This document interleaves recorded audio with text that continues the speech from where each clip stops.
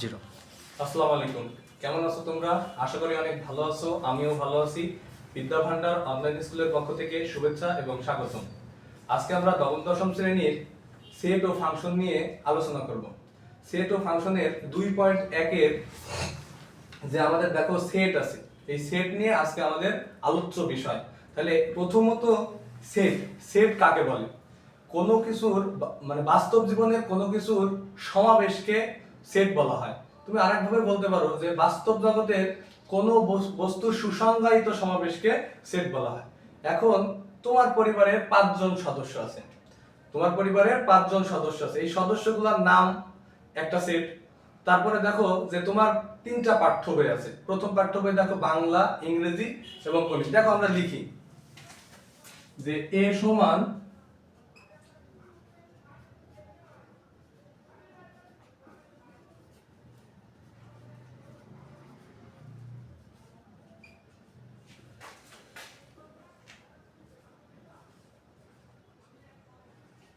দেখো বাংলা, ইংরেজি এবং গণিত। তবে এই যে বাংলা, ইংরেজি, গণিত লিখলে হবে না। সেট প্রকাশের একটা পদ্ধতি হচ্ছে কি, সেট প্রকাশ সাধারণত দ্বিতীয় বন্ধনী দ্বারা করা হয়। কি বন্ধনী? দ্বিতীয় বন্ধনী। সেট প্রকাশ যদি তুমি এই সমাবেশ লিখো কিন্তু যদি দ্বিতীয় বন্ধনী না লিখো তবে কিন্তু সেটা সেট হবে না। তবে সেই ক্ষেত্রে এ হচ্ছে একটি সেট। তবে এর এর উপাদান কি কি? এই যে বাংলা, ইংরেজি, গণিত, এগুলো হচ্ছে কি এ সেটের উপাদান। তাহলে উপাদানের একটা আমাদের কি আছে দেখো যে এ এলিমেন্টস অফ বাংলা, অর্থাৎ এইটাকে বলা হয় এলিমেন্টস অফ, অর্থাৎ এটা হচ্ছে বাংলাতে বলা হয় উপাদান আর ইংরেজিতে বলা হয় এলিমেন্টস অফ। তাহলে আরেকটা সেট আমরা লিখতে পারি এ বি সি, তাহলে এটাও কিন্তু একটা সেট। তাহলে এখানে আমাদের এ বি সি আছে, এ বি সি এই তিনটা হচ্ছে বি এর উপাদান। তাহলে দেখো আমরা লিখতে পারি বি এলিমেন্টস অফ এ। তাহলে এখানে আর আরেকটা যদি কোনো কিছু যদি কোনো সেটের যদি উপাদান না হয় তাহলে সেই ক্ষেত্রে আমরা কি লিখবো? মনে করো এখানে আমার বি নাই, তাহলে আমরা লিখবো যে B not elements of D. তাহলে B not elements of D, অর্থাৎ এইটা বি এর সেটের উপাদান সংখ্যা 9। তবে আমাদের যে সেট আমরা জানলাম, এই সেটের প্রকাশ পদ্ধতি হচ্ছে দুই ধরনের। সেট প্রকাশ পদ্ধতি হচ্ছে দুই ধরনের। তাহলে এখান থেকে আমরা দেখলাম যে এ সেট আছে, এই যেই উপাদানগুলো আছে এখানে যে তিনটা বা এখানে বাংলা, ইংরেজি, গণিত আছে, এই তিনটা এক একটা এই এ সেটের উপাদান। তবে এখানে সেকেন্ড ব্র্যাকেট দিয়ে প্রকাশ করা হয় এবং এই প্রত্যেকটা কমা দ্বারা কমা দিতে হবে, কমা না দিলে কিন্তু সেটা আবার সেট হবে না। তাহলে সেই ক্ষেত্রে যেমন দেখো যে বি সমান আমরা এ বি সি, বি সমান এ বি সি, এইটাকে যদি আমরা লিখি তাহলে এইটার উপাদান হচ্ছে একটা, আমরা কিন্তু তিনটা বলতে পারবো না। কারণ কি, যখনই কমা দিব তখনই কিন্তু এই সেটের উপাদান হয়ে যাবে তিনটা। তাহলে সেই ক্ষেত্রে সেট হচ্ছে দুই ধরনের, সেট প্রকাশের পদ্ধতি হচ্ছে দুই ধরনের।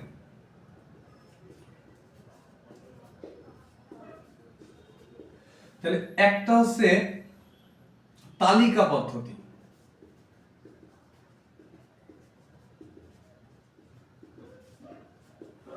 আর দুই হচ্ছে সেট গঠন পদ্ধতি।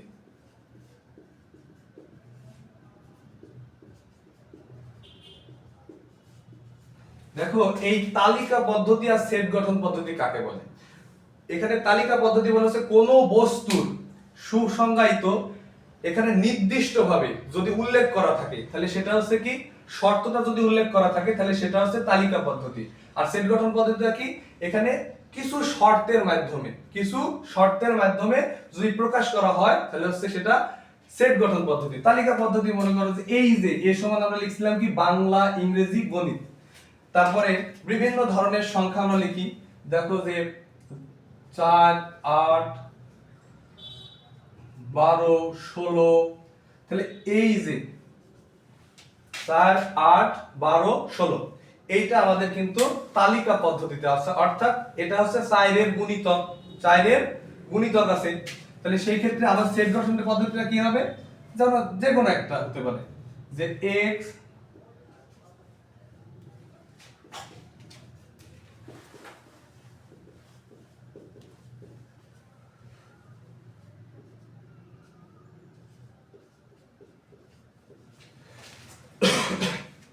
তাহলে সেট কয় ধরনের? দুই ধরনের, একটা হচ্ছে তালিকা পদ্ধতি আর একটা হচ্ছে সেট গঠন পদ্ধতি।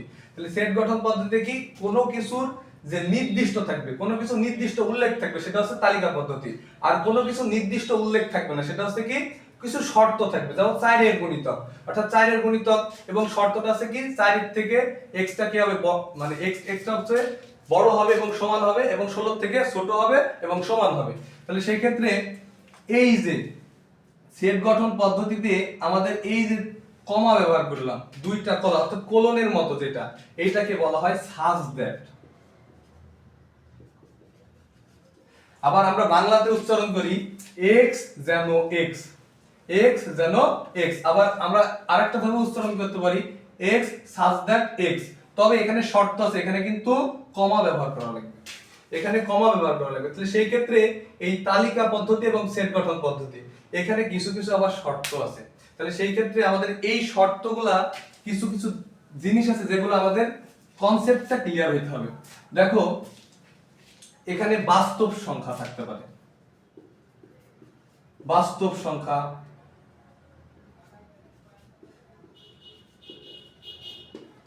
পূর্ণ সংখ্যা,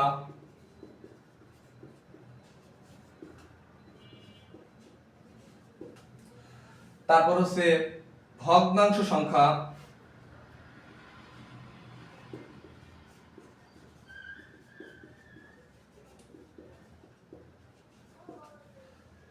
মূলদ সংখ্যা,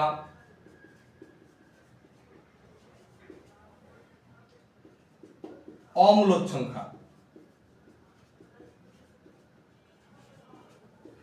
দেখো প্রথমত এখানে এরকম থাকতে পারে যে x যেন x, x elements of n বাস্তব সংখ্যার সেট।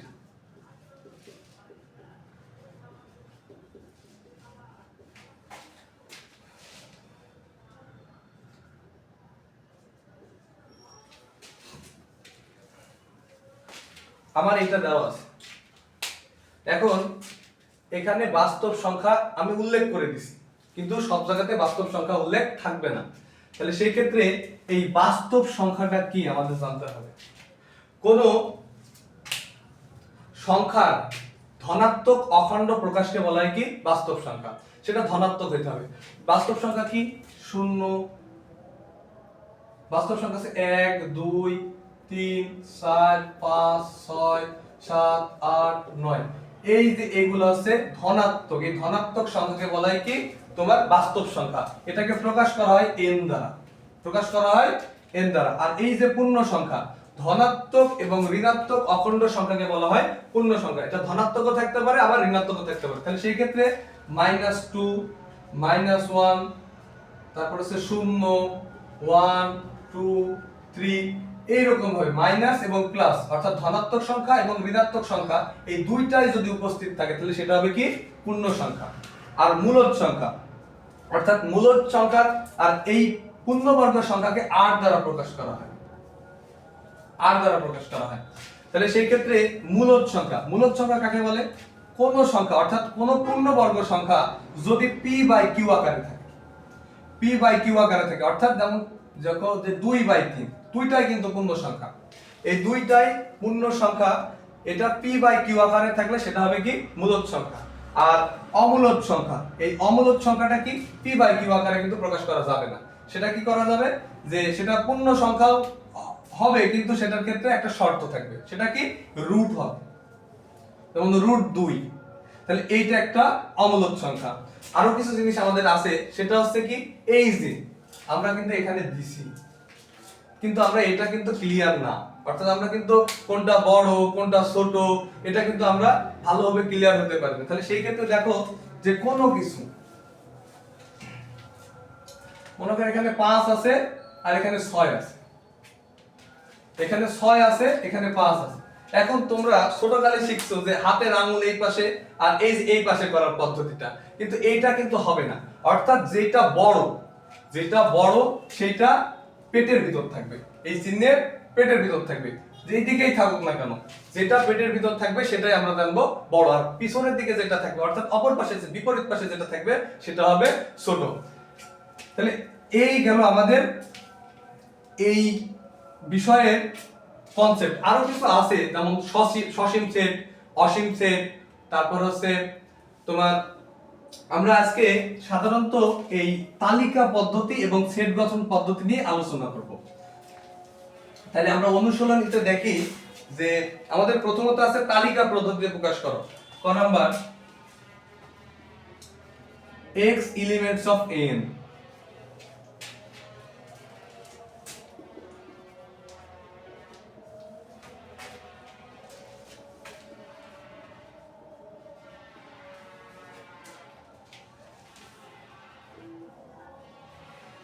এইটা দেওয়া আছে, এটাকে তালিকা পদ্ধতিতে প্রকাশ করতে হবে।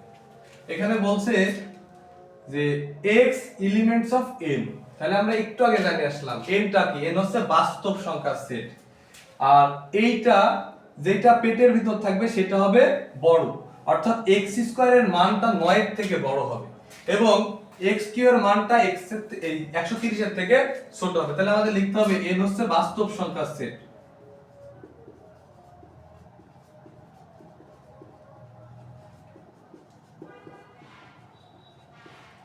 তাহলে বাস্তব সংখ্যার সেট n সমান আমরা কি লিখতে পারি, ওই যে 0 1 2 3 4 5 6 অর্থাৎ যতদূর পর্যন্ত যায় আর কি। তাহলে এইগুলা হচ্ছে কি বাস্তব সংখ্যা সেট। তবে এই যে এখানে শর্তটা, তাহলে x স্কয়ার এর মানটা 9 এর থেকে বড় হবে, x স্কয়ার এর মান 9 এর থেকে বড় এবং x কিউ এর মান 130 এর থেকে ছোট।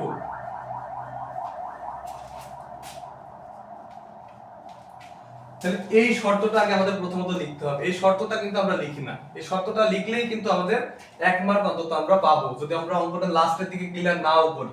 তাহলে সেই ক্ষেত্রে দেখো যে আমাদের x এর মান 1 হলে তাহলে x স্কয়ার সমান 1 স্কয়ার সমান কত 1,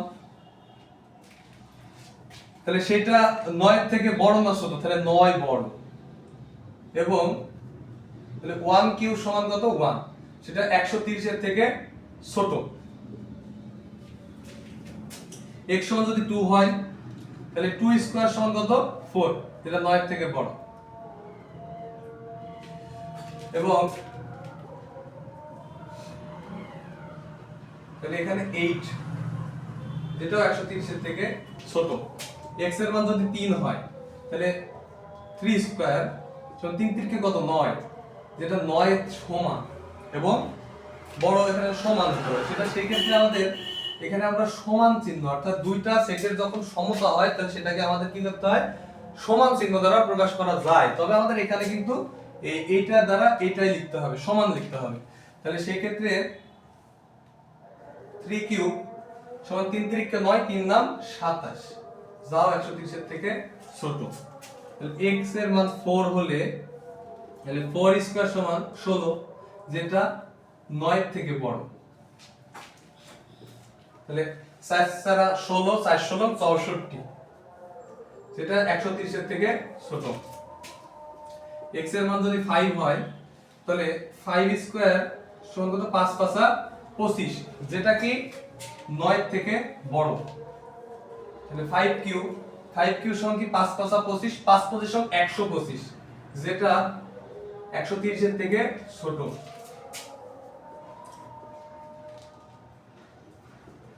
36, এটা 9 থেকে বড়। 636, 636 সমান 216, তাহলে 216 কিন্তু 130 এর থেকে বড়। তাহলে আমরা কিন্তু এটার সমাধানে পৌঁছাইতে পারছি। তাহলে সেই ক্ষেত্রে দেখো যে এইখানে আমাদের চিহ্নের কিন্তু পরিবর্তন হয়ে গেছে, অর্থাৎ এখানে শর্ত ছিল x স্কয়ার এর মানটা 9 এর থেকে বড় হবে, 9 এর থেকে, তাহলে 9 এর থেকে বড় কি আছে আমাদের 4 5 6, কিন্তু আরেকটা শর্ত আছে কি x কিউ এর মানটা 130 এর থেকে ছোট হবে। তাহলে সেই ক্ষেত্রে দেখো 130 এর থেকে ছোট হবে, তাহলে 130 এর থেকে ছোট বলতে গেলে এখানে শর্ত 4 এবং 5, তাহলে ওখানে নির্ণয় সেট সমান আমাদের এখানে দেখছি কি 4 এবং 5, তাহলে এই 4 এবং 5ই কিন্তু উত্তর, অর্থাৎ 6 কিন্তু এখানে 130 এর থেকে বড় হয়ে যাচ্ছে, তাই এটা হবে না। তাহলে দেখো প্রথমত আমাদের এই তালিকা পদ্ধতির আসলে এখানে প্রথমত এইরকম ভাবে সেট গঠন পদ্ধতি থাকবে। দেখো x elements of n, x square এর মানটা 9 এর থেকে বড় হবে এবং x স্কয়ার মানটা 130 এর থেকে ছোট হবে, এই শর্তটা আমাদের আগে প্রথমত লক্ষ্য করতে হবে। তাহলে এখানে r থাকতে পারে, z থাকতে পারে, n থাকতে পারে। তাহলে n হচ্ছে কি বাস্তব সংখ্যার সেট, তাহলে n এর মান কি এইটা। তাহলে দেখো x স্কয়ার এর মানটা এই যে শর্তটা, এই শর্তটা অর্থাৎ x স্কয়ার ভেতরে আছে, তাহলে যেটা ভেতরে থাকে সেটা বড় হয় আর যেটা বাইরে থাকে সেটা কি হবে, ছোট হবে। x স্কয়ার মানটা 130 এর থেকে ছোট হবে, অর্থাৎ 130 এর ভিতরে এই 30 টা কি এই ব্র্যাকেটের ভিতরে আছে, অর্থাৎ 130 টা বড় হবে। তাহলে সেই ক্ষেত্রে x সমান যদি 1 হয়, তাহলে আমরা এখান থেকে দেখলাম যে এইখানে 6 পর্যন্ত আসলাম, তাহলে সেই ক্ষেত্রে যে 9 এবং 9 এটা সমান চিহ্ন দিয়েও তুমি প্রকাশ করতে পারো, অর্থাৎ যখন সেটের সমতা সমান হয় তখন সমান চিহ্ন দ্বারা প্রকাশ করা যায়। তাহলে এই যে x এর মানটা আমাদের এখানে শর্ত পেলাম, নির্ণয় সেট হলো 4 এবং 5। তাহলে আমরা আরেকটা আসবো, সেটা হচ্ছে সেট গঠন পদ্ধতি।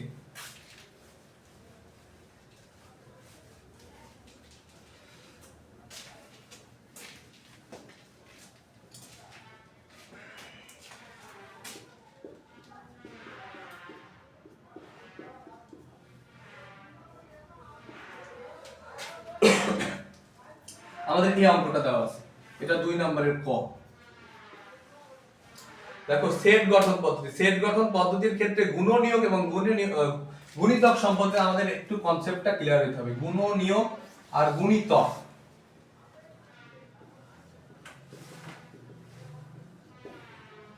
তাহলে গুণনীয়কটা কি আর গুণিতকটা কি।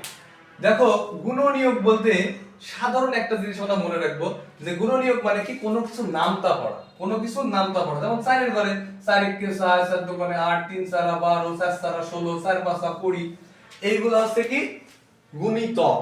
এগুলো হচ্ছে কি গুণিতক, কোনো কিছু নামতা পড়া মানে গুণিতক। আর গুণনীয়ক মানে কি কোনো সংখ্যাকে ভেঙে ছোট ছোট করা, অর্থাৎ কোনো সংখ্যাকে তুমি ভাগ করেও নিতে পারো আবার গুণ করেও করতে পারো।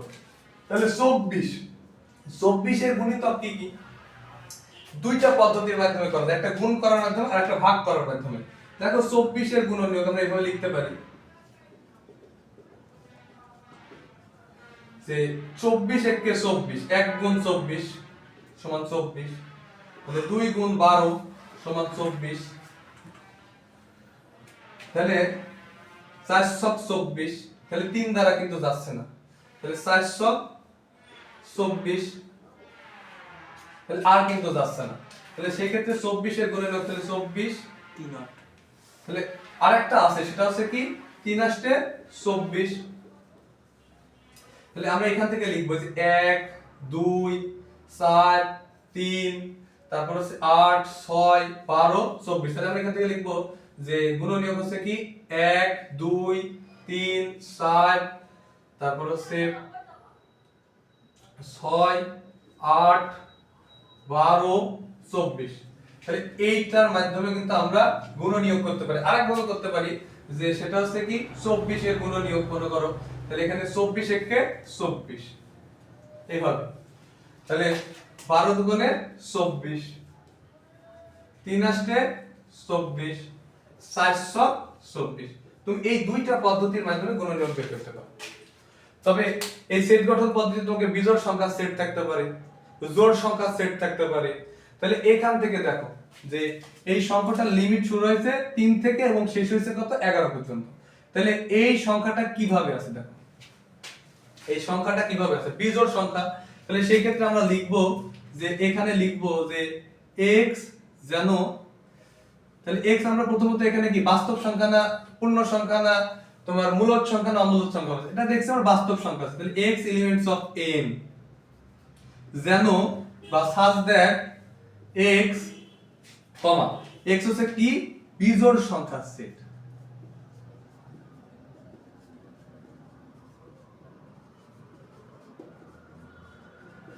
তুমি এখন লিমিটেশন লিখতেও পারো বা নাও লিখতে পারো। তাহলে এখানে 3 এর মানটা x এর সমান হবে এবং বড় হবে, আবার x এর মানটা 9 থেকে এখানে 11 সমান হবে এবং ছোট হবে। তাহলে এইটা আসলো কি সেট গঠন পদ্ধতি। তাহলে এই আসলো আমাদের 1 নম্বরের প্রথমত তালিকা পদ্ধতি, এটা আসলো সেট গঠন পদ্ধতি। এর পরে কিছু জিনিস আছে, দেখো কোন কিছুর মধ্যে এই যে এই চিহ্নটা যদি ব্যবহার করা হয়, মনে করো দেওয়া আছে a সমান a R b, R b সমান দেওয়া আছে b আর c। তাহলে এইটা দেওয়া আছে, বললো যে এইটা নির্ণয় করো। এইটাকে বলা হয় হচ্ছে বাদ সেট বা অন্তঃসেট, বাদ সেট বা অন্তঃসেট। এটা আছে আমাদের 3 নম্বরের কয়ের মতো, কিন্তু আমি এখানে মানটা পরিবর্তন করে দিছি। তাহলে সেই ক্ষেত্রে আমাদের এই দুটো লিখতে হবে, a এবং b বাদ b এবং c। তাহলে এই দুইটার ভিতর কি কি বাদ যায়, তাহলে দেখো এই b আর b বাদ যায়। তাহলে এইখানে থাকছে আমার কি, এখানে যে লাস্টেরটাতে কি আছে না আছে সেটা আমাদের কিন্তু দেখার বিষয় না। প্রথমটা থেকে কি বাদ যাচ্ছে, তাহলে আমাদের b বাদ যাচ্ছে, আর কোনটা উপস্থিত থাকছে, তাহলে এখানে দেখো a উপস্থিত থাকছে। তাহলে এই হচ্ছে কি এটার উত্তর। তাহলে সেই ক্ষেত্রে তারপরে আছে সংযোগ সেট। তাহলে এই দুইটা দিয়ে যদি আমরা লিখি যে এই সংযোগ সেট কি, সংযোগ এখানে ইউ এর মতো দেখতে, আকৃতিটা কি ইউ এর মতো দেখতে, এখানে সংযোগ সেট এ বি। তাহলে সংযোগ বি এর মান হচ্ছে বি সি। তাহলে এই দুইটার ভিতরে যা যা আছে সবকিছু নেওয়া, অর্থাৎ সবকিছুকে নেওয়াই হচ্ছে কি, আর যেটা যেটা কমন যাবে সেটা একটা নিব। তাহলে এইগুলাই হচ্ছে কি আমাদের সংযোগ সেট। তাহলে কি কি আছে, এ আছে, এ বি দুইটা আছে, একটা নিতে হবে, আর সি আছে কি একটা। তাহলে এই যে যা আছে সব নিলাম, এই সব নেওয়াকে বলা হয় কি সংযোগ সেট। আর আরেকটা আছে সেটা হচ্ছে কি ছেদ সেট। তাহলে এখানে যা যা মিলবে, যা যা মিলবে, তাহলে এখান থেকে দেখো তো এই দুইটার ভিতর কি কি মিলছে, বি এবং বি মিলছে। তাহলে এই বিটা হচ্ছে কি ছেদ সেট, অর্থাৎ যেটা মিলবে আমরা সেটা নেব। তারপরে কিছু আছে দেখো, এই যে এর চিহ্ন, এর উপরে চিহ্ন থাকে, তারপর এর উপরে সি থাকে। তাহলে এইটাকে বা কি বলা হয়, এটাকে বলা হয় পূরক সেট। এই সবকিছুর বিস্তারিত নিয়ে পরবর্তী ক্লাসে আমরা আলোচনা করব। আজকে আমরা সেট ফাংশনের পদ্ধতি কি, সেট কাকে বলে, কোন কিছুর বা সমাবেশকে সেট বলা হয়, তালিকা পদ্ধতি বললাম। তালিকা পদ্ধতি কি, কোন বস্তুর সুসংজ্ঞায়িত সমাবেশ, অর্থাৎ শর্ত সবগুলো থাকবে এবং বস্তুগুলো সব উপস্থিত থাকবে, অর্থাৎ উপাদানগুলো উপস্থিত থাকবে, সেটা হচ্ছে তালিকা পদ্ধতি। আর সেট গঠন পদ্ধতি কি, এখানে কিছু শর্ত থাকলে সেটা হচ্ছে সেট গঠন পদ্ধতি। তারপরে আমরা শিখলাম গুণনীয়ক, গুণিতক, তারপর বাস্তব সংখ্যা, তারপর হচ্ছে পূর্ণ সংখ্যা কি দ্বারা প্রকাশ করা হয়। পরবর্তী ক্লাসে আমাদের সংযোগ, পূরক, শক্তি সেট, তারপরে এই বিস্তারিত নিয়ে আমরা আলোচনা করব। আপনারা বিদ্যা ভান্ডার অনলাইনের সাথেই থাকুন এবং পরবর্তী নতুন নতুন ক্লাস পেতে আমাদের সাথে থাকুন। লাইক, কমেন্ট এবং সাবস্ক্রাইব করুন।